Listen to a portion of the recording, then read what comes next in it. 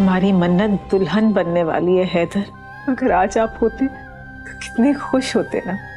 मगर ऐसा क्यों होता है कि जिनकी सबसे ज्यादा जरूरत होती है वही हमारे पास नहीं होते, जिनके साथ जिंदगी का एक एक पल गुजारने की ख्वाहिश होती है वही हमें अकेला छोड़कर बहुत दूर चले जाते हैं और अपने पीछे छोड़ जाते हैं तस्वीरें, यादें और ऐसे जख्म जिनका कोई मरहम नहीं होता। दुआ,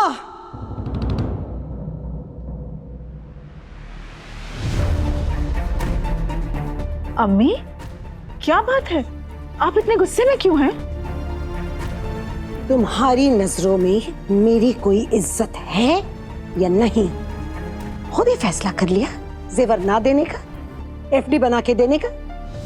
एक बार भी तुम्हारे जहन में ये ख्याल नहीं आया कि मुझसे सलाह मशवरा किया जाए? अम्मी ऐसी कोई बात नहीं है, मैं आपको। दुआ, मुझे कुछ समझाने की जरूरत नहीं है दुआ बेगम, मैं सब समझ चुकी हूँ। देखो दुआ, इस एफडी वेफडी के चक्कर में मैं नहीं पड़ने वाली। तुम्हें देनी है ना, बेशक दो, लेकिन एक बात अपने जहन में डाल लो तुम, मैं मेरी पोती को जेवर दूंगी, उसके मन पसंद जेवर दूंगी। और क्यों ना दूं, एक ही तो पोती से नवाजा है अल्लाह मियां ने मुझे, वो भी दुआ इतनी मन्नतों और मुरादों के बाद। क्या उसे मैं ऐसे ही खाली हाथ रुखसत करूंगी? हरगिज नहीं, मैं उसे जेवर जरूर दूंगी। मुझे अपने सारे अरमान पूरे करने हैं। तो कर लीजिएगा ना अपने सारे अरमान पूरे, मैं नहीं रोकूंगी, लेकिन इबादत के निकाह में। इबू भी आपकी पोती है और उसका भी इस घर की चीजों पर उतना ही हक है जितना कि मन्नू का। खुदा के लिए तुम खामोश रहो दुआ। इबादत इबादत इबादत, ये नाम तुम्हारे मुंह से सुनकर ना कान थक गए हैं मेरे। अरे यही लड़की सारे फसाद की जड़ है। अगर इसी ने तुम्हें पट्टी ना पढ़ाई होती ना वो एफडी करने की, तो आज मेरी मन्नत का दिल ना टूटता। इसमें भला दिल तोड़ने वाली कौन सी बात हो गई अम्मी? और भला इबादत अपनी बहन के बारे में गलत क्यों सोचेगी? अम्मी, हम जेवर नहीं दे रहे हैं तो क्या हुआ?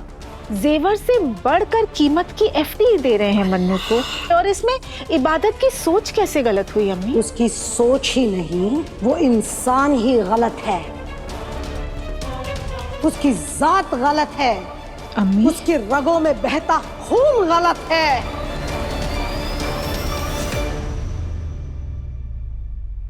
वो निहायत ही खुदगर्ज लड़की है अम्मी। वो सिर्फ और सिर्फ अपने बारे में सोचती है। अपने आंखों से ये इबादत नाम की पट्टी हटा कर देखो दुआ, हकीकत से सामना होगा तुम्हारा, और तब तुम्हें महसूस होगा कैसे ये इबादत मेरी मन्नत का हक मार रही है। उसकी मीठी मीठी बातों में मत आओ दुआ, उसके गुड़ में भी जहर है। जब से पैदा हुई है तब से मेरे मन्नत की जड़ें काट रही है वो। अम्मी ऐसा कुछ नहीं है, आप गलत समझ रही हैं। इबादत ऐसी लड़की नहीं है, खुदा के लिए उसके बारे में ऐसे मत सोचिए। मैं वही सोच रही हूँ दुआ बेगम जो हम सबको सोचना चाहिए। अच्छा जरा सोचो, इबादत ने तुम्हें सोना चांदी देने से मना किया, जेवर देने से मना किया? क्यों मना किया उसने तुम्हें? इसलिए क्योंकि बाद में वो सब ये हथियाना चाहती है। जरा याद करो दुआ, बचपन में मेरे मन्नत के खिलौने कैसे छीनती थी वो, और आज मन्नत से उसका सुहाग छीनने की कोशिश कर रही है। उसका शौहर छीनने की कोशिश कर रही है, उसकी गृहस्थी बर्बाद कर रही है, उसकी जिंदगी बर्बाद कर रही है, और तुम्हें नजर कैसे नहीं आ रहा है दुआ? खुद झुलस चुकी हो तुम, इस फरेब को तुमने देखा है। 22 साल पहले जो तुम्हारे साथ हुआ था दुआ, खुदा के लिए मन्नत के साथ मत होने देना। इबादत का खून उसका असर दिखा रहा है, कहीं ऐसा न हो दुआ इबादत भी अपनी अम्मी के नक्शे कदम पे चलकर वही करे जो 22 साल पहले गजल ने तुम्हारे साथ किया था।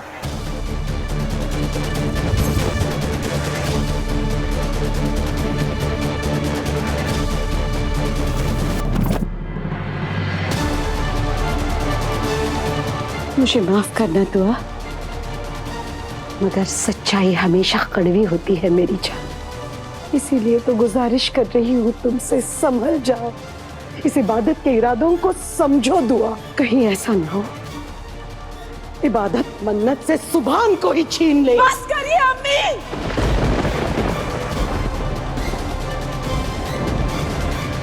ये क्या बोले जा रही हैं आप? हाँ, मेरी बच्चियों की जिंदगी अभी शुरू भी नहीं हुई है अम्मी, और आप उनके बारे में ये क्या बोले जा रही हैं?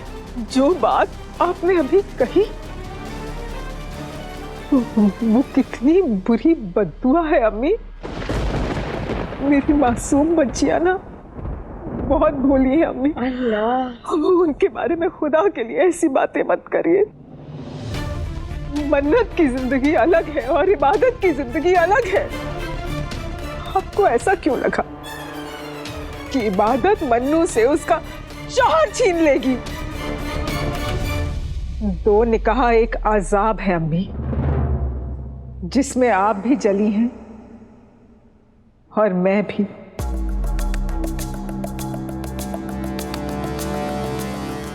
अल्लाह हमारी बच्चियों को इस अजाब से महफूज रखे अम्मी। इसमें सिर्फ वो लड़की नहीं मरती जिसका शौहर दूसरा निकाह करता है, बल्कि वो औरत भी मर जाती है, तबाह हो जाती है, जो दूसरी बीवी बनकर आती है। करता तो एक मर्द है, लेकिन उसकी सजा उसके पूरे खानदान को मिलती है अम्मी। सिर्फ एक घर तबाह नहीं होता है, बल्कि पूरी नस्ल तबाह हो जाती है। माँ बाप के रहते उनके बच्चे यतीम हो जाते हैं। मैं आपके आगे हाथ जोड़ती हूँ, मेरी बच्चियों के बारे में ऐसी बातें मत करिए। मेरे सामने हाथ जोड़ने से क्या होगा दुआ? सच्चाई तो नहीं बदल जाएगी ना। अगर बात मेरी मन्नत की ना होती ना तो मैं अपनी जुबान से एक लफ्ज ना निकालती दुआ, लेकिन बात मन्नत की है, मेरी सुभान की है, इसीलिए मैं खामोश नहीं बैठ सकती दुआ। इसीलिए तुम्हें आगाह करने आई हूँ, समझ जाओ दुआ, इबादत के इरादों को समझो, वरना दुआ तुम्हारी खाली हथेलियों में पछतावे के सिवा इसमें कुछ नहीं बचेगा। बस मेरे पास समझाने के लिए और कुछ नहीं।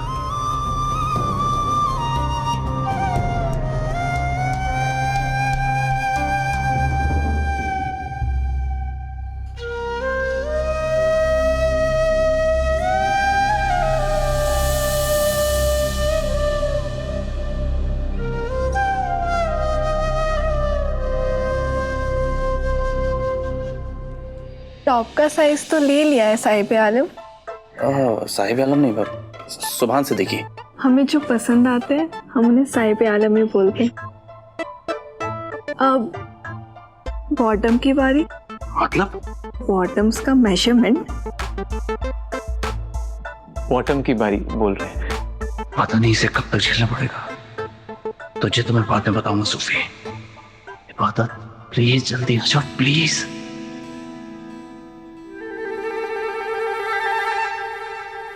Shabnam,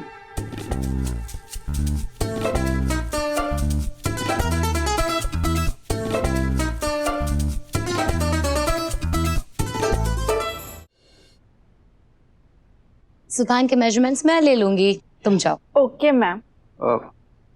thank you. Most welcome.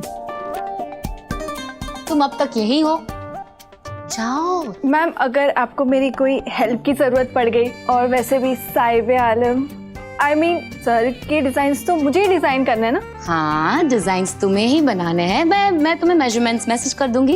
Okay okay ma'am. Now go. Bye Shabnam.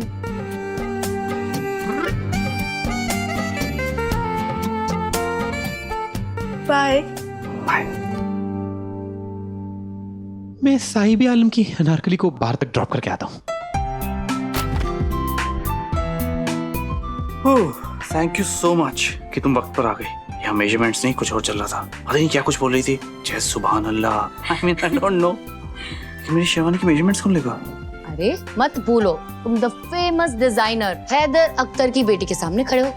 Fashion designing student हो, मैं ले लूंगी मेजरमेंट्स। इनफैक्ट तुम्हारी शेरवानी पे जो कारीगरी है वो भी मैं ही करने वाली हूँ अपने हाथों से। तुम सच में ये सब जानती हो? मैं बहुत कुछ कर सकती हूँ सुभान, तुमने अपनी दोस्त को भी जाना ही कहा। वाह। हेल्प।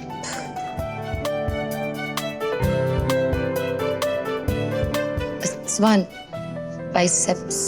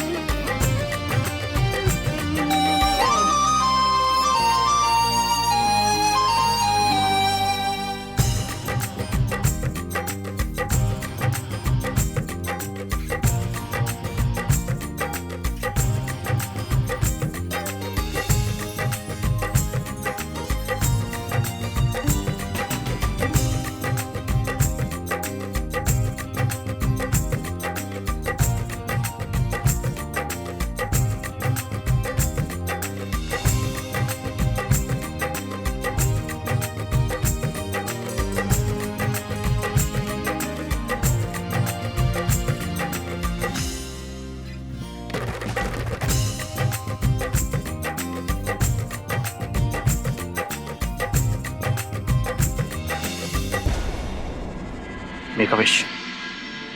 क्या मांगू? जो तुम्हें जिंदगी में सबसे ज्यादा पसंद हो, जिसे तुम चाहती हो कि तुम्हारी जिंदगी में आ जाए, मांग लो। कहते हैं जब पलकें टूटती है ना, तो खुदा से जो भी मांगो मिल जाता है। Just ask. Come on, make a wish.